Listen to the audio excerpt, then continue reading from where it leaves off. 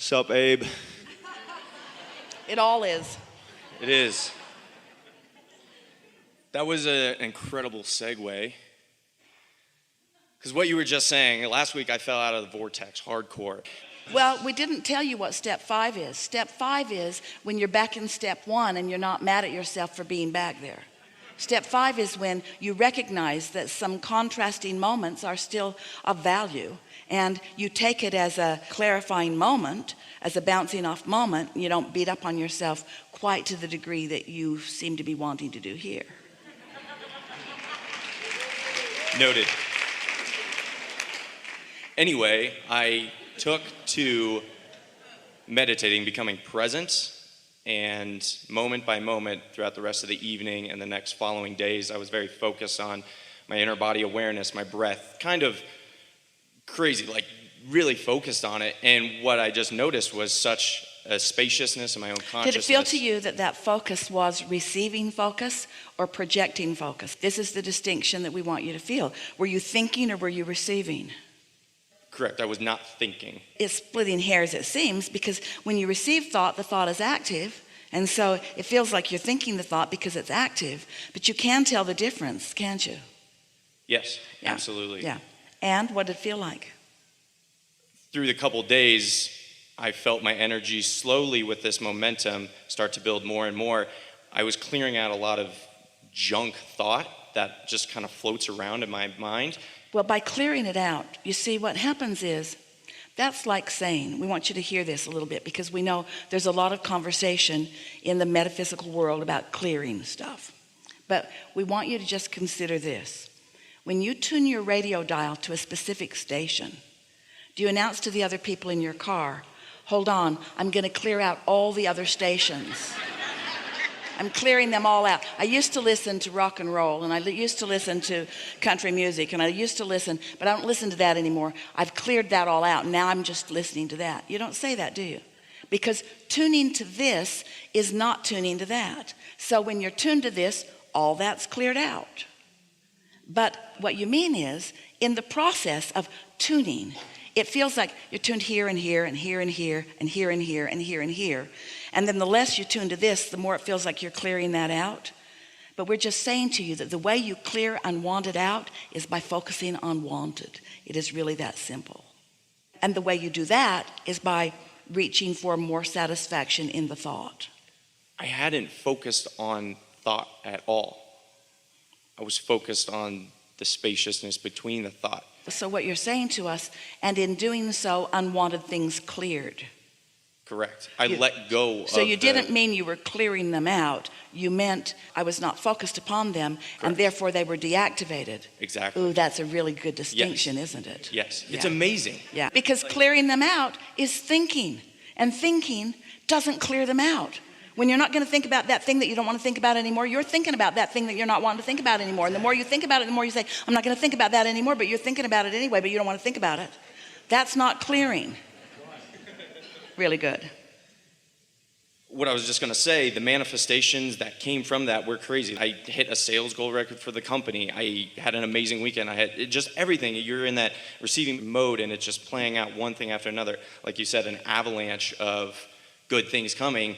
And it just absolutely showed me, it's like, it's not so much about, I used to cram so many positive thoughts, get up, okay, got to get the momentum, got to get it going. That's thinking. You can think a thing one time, it is there, and get out of the way. You of receiving. thought your vortex through contrast into this magnificent creation. And when you chill and it expresses itself to you in a way that you receive it, that's a whole other experience, isn't it? Yeah. And then your thoughts are just observing the good life that's coming. Totally. Yeah. This is really intense. Yeah. Well, you know what we're doing with you? Because you're so on it, we're fine-tuning with you. We're not correcting anything. You know all of this. We're just helping you to find words that are matching what you've been doing. Do you think you're a master of step 4? Do you think you're a master of step 4? We do. We think that you are often enough feeling good. Do you know how you really master step 4? Which then leads to step 5, which means you don't beat up on yourself when you have a contrasting moment.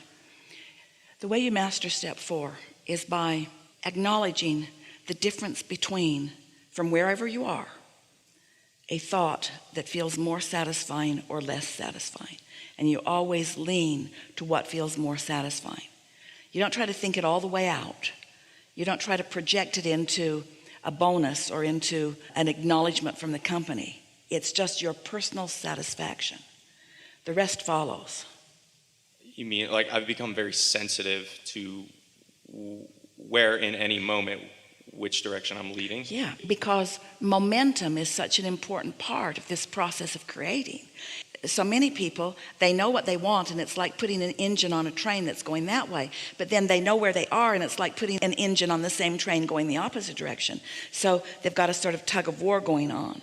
And if you're sensitive to the way you feel, then you do less of the resistant thinking. You catch it in the earlier stages when it's easy to just let go of it. But if it gets some momentum, then it's a harder process of thinking. And that's what you're in the process of doing now. Your sensitivity is helping you to let go of the unproductive or the unhelpful thoughts earlier.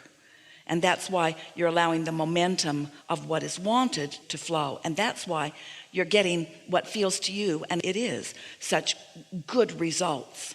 But the results that we want you to measure are not so much what plays out in the manifestation, like the highest sales goal that the company's ever had. That's nice, but that's not what we want to ring your bells. We want the fun and satisfaction along the way to be what's ringing your bells. You could come in last. It still could have been a pleasing experience. Well, that's what it's like. It's getting to that point where I know that as soon as I get the next thing, I'm going to get over it and I want the next thing. And I just love being in that, as you call it, the sweet spot. Yeah. Just that constant receptive mode. And I kind of played it as an experiment last week. I was like, okay, I'm just going to really back off the thinking so much.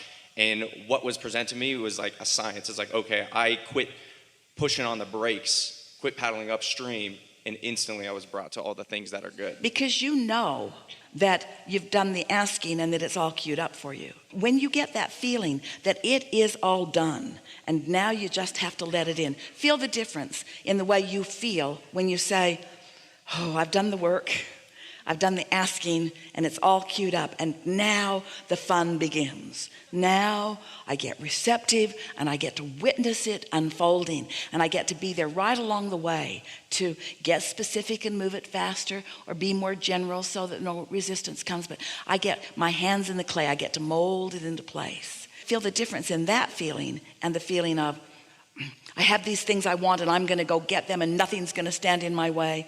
In other words, you can feel the tension in that, can't you? It's the satisfaction, because when it's flowing, it's flowing. It's like understanding that your power is power of focus, and that power of focus is power of letting go. But you can't let go if you don't trust the process. So you have to know that life caused you to create a vortex, and you have to know that that vortex is, and you do.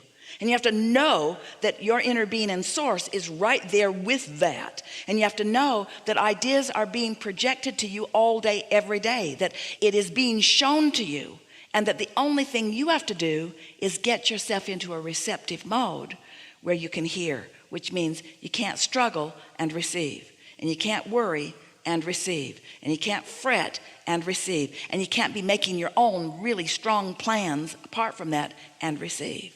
It's like finally accepting your worthiness and no longer needing to prove it. And that's why we wanted to emphasize just a little bit. There's a little bit of proving your value through the competition in your workplace. The highest mark on the chart can kind of get in your way. You can get carried away with that, where if that's not important, but the satisfaction factor is, then there are no accomplishments that are off limits for you or out of reach for you. And people will look at you and they'll say, what are your goals? And you say, what's your goal? What's your goal this month? And you say, to be happy. And they say, no, dummy, what's your goal? How much are you going to sell this month? Enough to keep me happy. I need a figure. I need to know how much and when. I need to know how much and when. I need to hear your goals. I'm sort of operating differently now. I sort of have an unlimited goal that if I said it to you, you wouldn't understand it. It's like there are no limits for me. I don't want to speak a goal that you might think is rational, because my goals like that would seem irrational to anyone who doesn't understand how this works. Don't say any of this out loud to anybody. We just want you to know it. In other words, I just want to be happy, just want to feel good. You can't intend something and not move in the direction of it and feel satisfied. You only feel satisfied if what you're intending you are moving toward. So don't worry, this satisfaction goal will keep you on track in a really consistent way. Not only will it keep you on track to receive whatever it is you want, it will keep you on track to live happily ever after. This is the recipe for happily ever after. Getting ready to be ready to be ready to be ready to be ready to be ready is living happily ever after. The way most humans are doing it is not ready, not ready, not ready, not ready, want this, not ready, not ready, not ready, want this, not ready, not ready, want this. Want to find some way to get there, get there. This is happily ever after. I'll be happy once I get there. No, you won't. You'll only be happily ever after if you understand that with everything that manifests, like all of those things that are manifesting for you, for everything that's manifesting, you're putting more into the vortex. So there's this continual cycle. It's like the new crop. The new seed is in the ground and the new crop is underway. And yeah, there's going to be manifestation, but you can't disregard the process of planting and the process of taking care of it and the process of enjoying the natural unfolding of it. And yes, you're going to have a lot of magnificent crops. Sort of mind-boggling if you knew. If we were to say to you, what we see coming forward, it would set you off your balance. And we might have just done it anyway. But if you just take it as it comes, take it as it comes. Don't ask for more than you're ready for and be satisfied with what you're ready for. Don't ask for more than you're ready for and be satisfied with what you're ready for. That's living happily ever after, which pretty much means you got to leave everybody else out of the equation, because they don't have the ability to feel the vibrational frequency between what's in your vortex and you. Only you can feel that. And the satisfaction factor gives you that knowledge. It feels exponential. It is exponential in so many ways. First of all, your inner being is exponential, not singular, plural. The energy that creates worlds gathered up for you. A leverage that we cannot find physical words to describe. So sometimes when you look at something that is that big, it kind of blows you out of the water and you don't accept it. But when you just be ready for what you're ready for, then you allow yourself to ease in to the exponential power of universal forces. The big factor for most of you is trusting that Source has its eye on you, because you've sort of trained yourself not to believe in your value. But it won't take long as you watch these things line up for you, as you are already doing, for you to convince yourself, oh yeah, I got this. I got this. They know me. They like me. I like them. We're all in this together. Nothing to prove, only life to be lived. You see, when you really get it, that you are source energy and that this is the leading edge, and that the source energy that we are describing as your inner being is enjoying this leading edge manifestation that you are providing, then you stop being a humble human who is trying to find blessings from someone that you believe has already got it all figured out. And you understand that we are all really all in this together, and that through you, the creation is continuing. And once you get that, so that there is a love and appreciation of all that is, but there's not a humility that takes you to a place of not letting yourself be the manifester of all that Source is flowing. You follow that? That feeling that I am less than and you are more than keeps you from being in the receiving mode. But when you meditate or appreciate those resistant thoughts away, so that your vibration rises and you are equivalent to your Source. Did you hear that? You can't be humble and less than your Source and be in the receiving mode. We've not said that before. Did you hear it? You have to be equivalent to your Source to be in that receiving mode. Ooh. We think this is a good time for a segment of refreshment.